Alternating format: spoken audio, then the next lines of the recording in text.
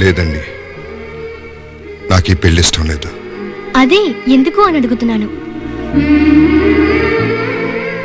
చెప్పండి. నేను ఇంతకు ముందే ఒక అమ్మాయిని ప్రేమించాను. మీరు ప్రేమించారా? నాకింతవరకు తెలీదే. పోనీ ఆ అమ్మాయి ఎవరో చెప్పండి. తాతయ్య వాళ్ళతో మాట్లాడి ఆ అమ్మాయితోనే మీ పెళ్లి జరిపిస్తాను. అది వీలు కాదండి. ఏ?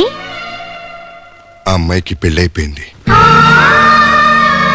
అవునండి, నేను ఆ అమ్మాయిని ప్రేమించాను, కానీ ఆ అమ్మాయి నన్ను ప్రేమించలేదు.